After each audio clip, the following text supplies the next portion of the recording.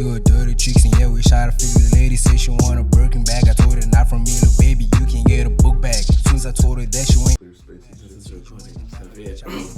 What up again? Welcome to yet another episode of the Life Experience People at MC. What episode is this? The first episode of this year. Okay, Yeah. Okay, First episode of this year. 2024. Because I dropped the tutorial, I dropped one of the episodes we pre-recorded, I think last year. Mm-hmm.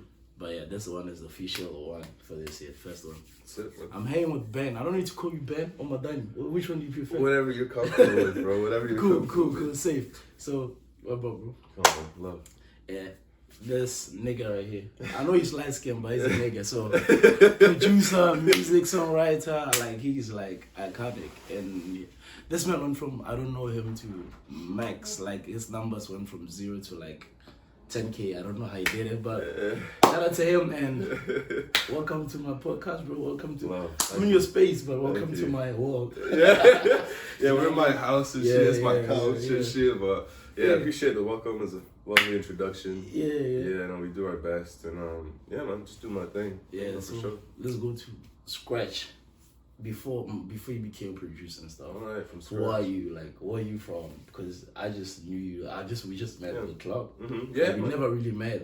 And like some other people want to know, like, who's this guy? Yeah. We know him, but we don't know him. You know what I mean? Yeah, I moved to Scotland when I was 14. I was born in Norway. Yeah. Yeah, I was born in Norway. The West Coast is pretty much the same weather as here in the West Coast of Norway. Mm-hmm. But in the East Coast of Norway, that's where like the stereotypical, like, Norway of like a snowy 6 months in the year on the East Coast.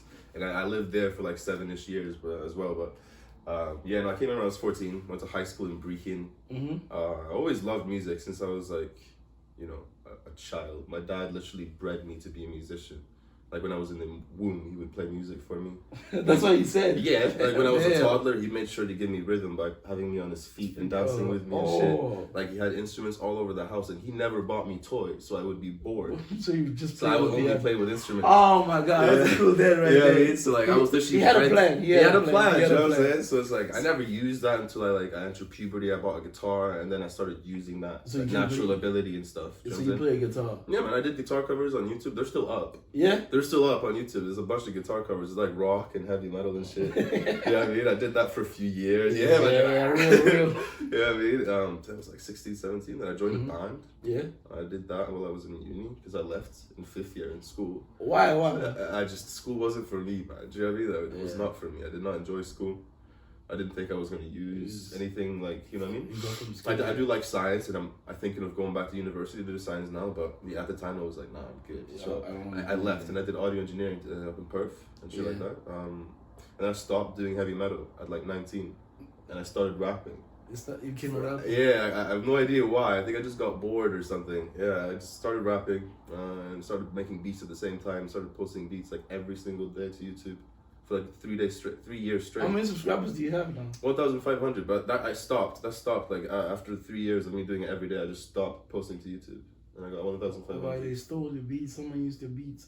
Yeah, I bet people are still using them. I get messages every now and then, but it's like it's just the niche that I carved for myself doing beats was drill. Mm-hmm. You know what I mean? And the time I stopped making those beats was like the same time when like TikTok drill was taking off. And so I was TikTok It took the joy out of it. It's for real, like just the whole crowd that came with, and like the culture it came with. I didn't want a part of it anymore. I just didn't like the whole scene. Also, I just stopped making drill. So you don't have any TikTok as we speak right now? I have TikToks. But TikTok you got it. Just TikTok drill. You know what I mean? Like all these samples. Yeah. You know what I'm saying? Because people were trying to. Even I was trying to. I mean, if you were listening to my beats at the time, you'd know I was trying to experiment and do something different. Yeah. But like by the time TikTok came around, everyone was just trying to redo old shit. Yeah. And I've heard it before, and I'm bored. You know what I mean? So I just couldn't touch it again. I was so sick of it. So which like particular space would you see you comfortable with? Is it the trap drill or the rap? Or yeah, definitely trap, yeah, for sure, because that's what the type of the Mile High Club and stuff. Yeah, we're listening to that. I didn't even know what Mile High Club meant. Like, what's that? And she was like, what? Tell me what it means. Yes, sir. Yeah, so man. Cool. It's you moving to Norway, back to Scotland, went to uni, left uni, came here, and then started music. And then obviously you're a metronome from birth, from I didn't mention it. Yeah. In my head. You know how it rolls. Yes, So sir. yeah, your dad has inspiration around everything. Mhm. You can no credit to anybody else but your dad. Oh, my older brother too. Oh, he's also a musician. Yeah, he's a musician as well. Like he, I don't know why he started doing music. I think his friend group at the time. I but think your dad did the same thing with him. yeah, maybe, perhaps, you know, Yeah, like yeah. there's a chance. But when he was just hitting puberty and going through that stage, he started picking up a guitar and playing. And the way he plays, bro, Yeah. like he's not super technically advanced, like with like the skills Skills, and moving yeah. fast, but he's so emotionally connected Oh, to to it. the- yeah. So when he plays guitar, bro, you want to cry. Damn. That as you just want to sit and like, holy Oh, shit, and you is want to that- cry. It makes you emotional type shit. Yeah. He's just so in connection with it. And I was so jealous of that. Oh, so Like, you- because he's my older brother. Yeah. Do you know what I mean? And we You're had like, that I've been too rivalry much, yeah, this thing our is- whole lives. So if he bought a Lego when we were like 5, I had to have the same So, Lego. yeah, Do you know what I mean? get If it, I get when it. he got guitars, I had to get a guitar. When he got a new video game, I had to get the same video game. I get it. Because I had to do the same thing he did, but better, you know? Yeah, and so- that's why I started playing guitar, to be fair. I wanted to be technically better than him. You know what I mean? Because Not I just could never emotion, I just outdo his emotion. I could Yeah. never do it because it comes naturally. Yeah, You know what I mean? from the heart. and So stuff. the only thing I could be better at is being technically move faster or move like visually crazy or whatever. But you know? left that now, so you're not Yeah, competing stop. with him anymore. No, I sold all my guitars for like the studio equipment I used to make beats with. I think the decision I made when I stopped making heavy metal was like it's just not gonna sell. It's not gonna be like a career choice for like for my life, and I want to like set up my life essentially. So I just that's why I entered like beats just so I could pretty much monetize me making music and make it into a career essentially. Yeah, kill it. Um, So yeah, I saw you have a Ghana. Ghana? Yeah, tell me about Ghana, bro. Like, what is it? What about Ghana? Are you one of your parents is a Ghanaian? Oh, Ghana. Yeah. Oh, even the Not artist. Ghana, the artist. Not fuck you mean, bro. Not fuck you mean. Fuck you, man. Yeah, man. Like Ghana, the Yeah, region. man. My dad's from Ghana. Yeah. He moved to Norway when he was 17, and my mom and my dad, they met like 2 years after he moved here. He went to school. He was gonna go to law school. Yeah. He did criminology and shit like that. Oh. Yeah, it was good shit. It was good shit. So he's part of the defense teaming inside. Yeah. Right. But So who manages you? Do you manage your own thing? You do your own thing. Like everything is on you. You're a CEO of your music and everything. Everything I've done myself. I think that's actually been like why I feel like I've had a chip on my shoulder a lot of this time, because I felt like my niche, like the sound I do, there's not a lot of people that does that same sound. Yeah, it's unique. Yeah, and especially coming from heavy metal and stuff, it's like I feel like I've been an outsider. You know what I'm saying? So I feel like I've had to do a lot of stuff by myself.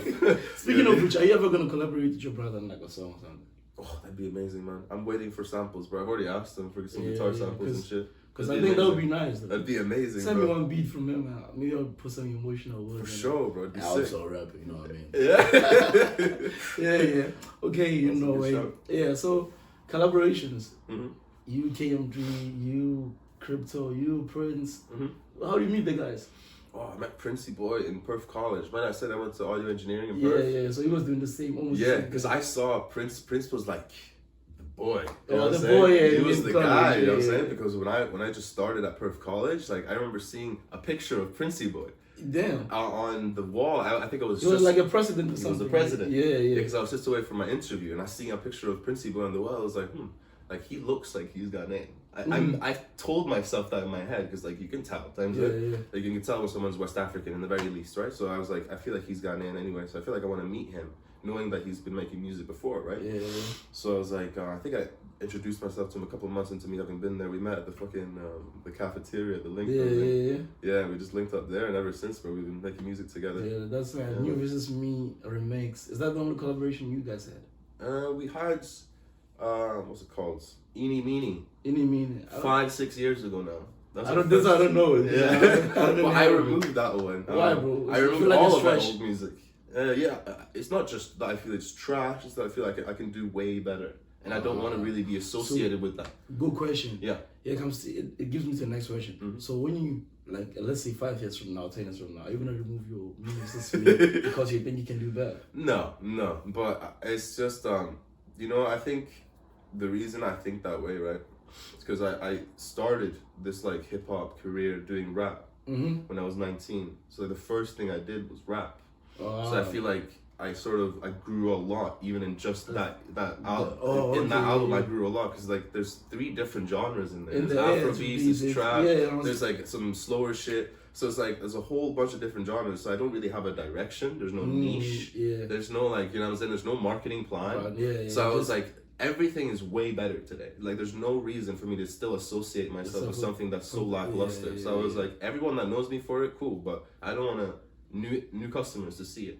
You know what I'm saying? I want the new customers to have a fresh slate and somehow they might as well change their way of thinking about you. Listening to your old trash. Exactly. That's good. That makes sense. Fresh slate for like new listeners and stuff. That's what I was thinking. To be fair, you know.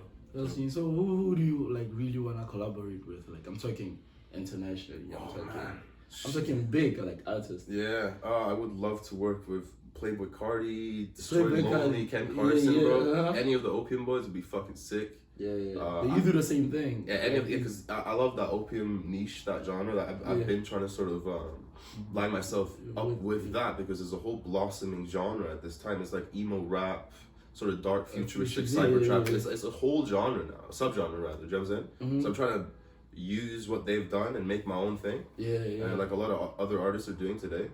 But yeah, if I could collab with one artist, bro, just one artist, then that's it. It would be Lil Wayne, bro.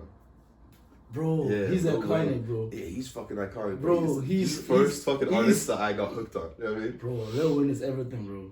Like he does the same thing you do: smoke weed, produce, have a skate park, do something like that's what you do, bro. I think the reason Lil Wayne is like my go-to. It was my go-to guy. Like the first artist I really liked in rap. I was still recording. Cool. Just confirm. Yeah, no, the reason like Lil Wayne was like the first artist that I liked in rap essentially was I think his rhyme schemes, like 6 foot 7 foot, like when you first read it, it makes no sense. But until you read through it and really study it, it's like the amount of punchlines and double entendres. It's just so fun to read and even funner to say. And weird to say for the fact that he does it freestyle. Yeah. Like it's so big. His head must be big. It must be blown right now. You know what I mean?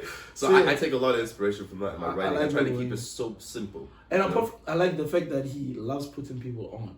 He's not selfish or greedy or stuff. He works with people. It was him that put on Drake, right? Yeah, he puts Nicki Minaj. Yeah, bro. And look at the artists he put on. They're not big and good. They're the biggest. Yeah, they're the biggest. So yeah, and the lines construction was like. They just took everything from him and just pasted it somewhere. Yeah, I would say Lil Wayne is also my go-to. Yeah, I like him. Yeah, if I could work with one artist, it would be Lil Wayne. Yeah. Like I would love to work with the Opium Boys, but like one artist, it'd be Lil Wayne. Yeah, for sure, 100%.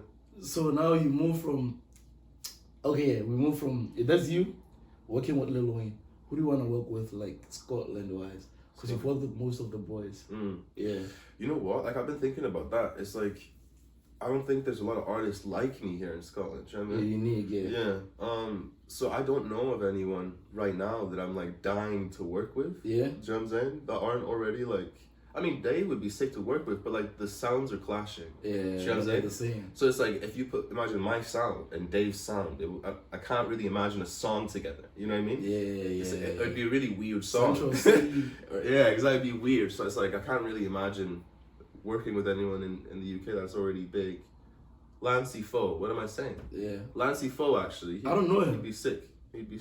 I don't know him. Let's check him out. He'd be sick. He's from London, I'm sure. But he does like that opium wave. That same opium wave, like Playboy Cardi, that kind of stuff. He's really good. I think I'd want to work with him, for sure. I actually forgot he existed. It's just one guy. Though, I don't even know him. It's just one guy. Like, the whole scene in the UK is slower because the whole drill thing is still here. It's still got a fucking it's still got a grip on the scene. So it's just one guy that's made it so far with the whole opium scene. Then Lancey Foe, he'd be sick to work with.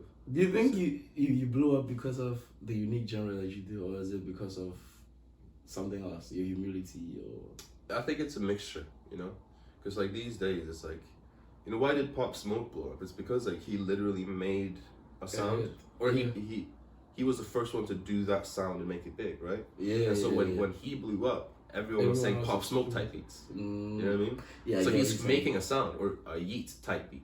Oh, so when people say Madani type beats. Right, exactly that. Yeah. So you wanna take something from the greats, right? So Pop Smoke took something from like the greats in the UK, for example. Borrow something from the greats and then make it your own. And that way you're making something new. And like when you make something new, like they can only come to you for that sound. You know They what I don't mean? know how to do it because you're the only person. Yeah, that can you're the only do one it. who can do it. Exactly. Yeah. So yeah, listen to my piano. Are you ever gonna be hopping like I'm a piano beat rapping? You know what? Like, because I'm a piano is like the new wave. yeah, man. It's, Right it's now. been away for a few years. Yeah. Speaking of, like, we're looking at Yeah, album just- of yeah, piano yeah. right now. Just listen. Like, to I was it. meant to drop this 2 years ago and I never did. If all goes, I'm not gonna promise anything, but if all goes well, I'll promise I'll drop it this year. Yeah, You know what I yeah. mean? See, But I'll listen I can't to that. promise anything. I'll listen to that. Because I said that same thing last year and the year before, and I just forgot about it. So what inspired me versus me? Like, was it you wrestling with your emotions, or you? Yeah. It was kind of like that. It was like, you know, like a challenge with myself. Like, obviously making an observation that there's not a lot of people doing the same thing I'm doing. Yeah. So it's just really I'm competing with myself, literally, you know. And it's like, and also like metaphorically speaking, like you don't want to compare yourself to other people. You just want to do better than yourself yesterday, you know. So it's kind of like that, and it's also like when I see there's no one else that's a producer or a rapper, and there's everything else. Do you know what I'm saying? Yeah. So I know that like skills wise I've got it. You know what I'm saying? You got it. So it's like that. There's not a lot of competition in that Yeah, sense. you're alone in this. It's me versus me type yeah. shit. So it's a triple entendre, quadruple entendre. It works in a lot of different ways. You know? Yeah, go check out Me vs. Me on Spotify, Audio Mac. Yeah, man, go stream that. Go stream that, you know what I mean? Just give this man money, you know what I mean? Yeah, We man. complain about money, but I just money is dropped, what we need. I just dropped 2 days ago. Yeah. Know him with me Yeah. and Superman. I saw you pushing a challenge on Snapchat. You're dropping your music until you reach 10K followers. Yeah, I gotta drop a TikTok today. Shit. Yeah. I'm gonna help you with that, bro. Yeah, man. I'll put that on my story too. Sick, man. Push it, bro. We're working on that, bro. Till you reach 10K followers, until I reach 1 million followers. Okay. Yes, sir. You gotta do it every day. Yeah. You know what I mean? So yeah, I normally end my podcast episode with a game, but I don't have any game in the head right now. Okay. Wow, but you can give someone a word of inspiration. You can tell someone about Shit, which words can you what can you tell to a young kid who aspires to be by Madani? Yeah. Oh, well, shit, man. If anything, bro, like, if you feel like no one believes in you, bro, like, that's not a reason to give up. You know what I'm saying? If anything, use it as fuel. Prove them wrong. Like, I'm that type of person where it's like, I'm not going to let the fact that no one is visually supporting me, I'm not going to let that bother me. You know what I mean? Because I know that if I keep going, once I succeed, they're all going to be begging me for attention. Oh, you know what I'm saying? that's So, good, like, bro. get a chip on your shoulder. It's good. Do you know what I'm saying? It's actually good. Like if you're feeling like you deserve more than you are, then it would serve you well to live in that entitlement and work hard and have a chip on your shoulder and feel like you can do better than other people and prove it. You know what I mean? Yeah. So yeah, man. I mean, that's all for me and Madani, man. That's what, the last part was a bit emotional because, like, you actually telling me, because there's some days I feel like giving up sometimes, you know what I mean? It's not just inspiration to them. I'm getting words to me. Like, I'm taking some of the words you give me, bro. There's sometimes we feel like I want to give up. Like, I just want to let go. Like you feel but like I realize that, like, if you check, like, the old artists or some people who were never known, once they get up there, everyone is just like, please give me attention and stuff. Yeah. But before that, no one was paying them. I guarantee you that nobody artist. like gives a fuck. I guarantee that artist felt shit about that. That no one was giving him any attention because he's taking so many risks and people think he's crazy. Yeah. And then once you blow up, they're like, I want to be a friend. You know what I'm saying? That's not from me. Bullet MC, your mouth. Cheers. Bless. That was cool one, bro. Yeah. So I've been Budapest, I'm riding with your bitch. I told her that I got a dirty stick. She said she wanted it, so yeah, I let her do a dirty tricks. And yeah, we shot a figure. The lady said she want a Birkin bag. I told her not from me, little baby, you can get a book bag. Soon as I told her that, she ain't got Big Mac and said you ain't the man, but bitch, I been that. I get racks, I get paid. Never been the one to just go get laid. Hey.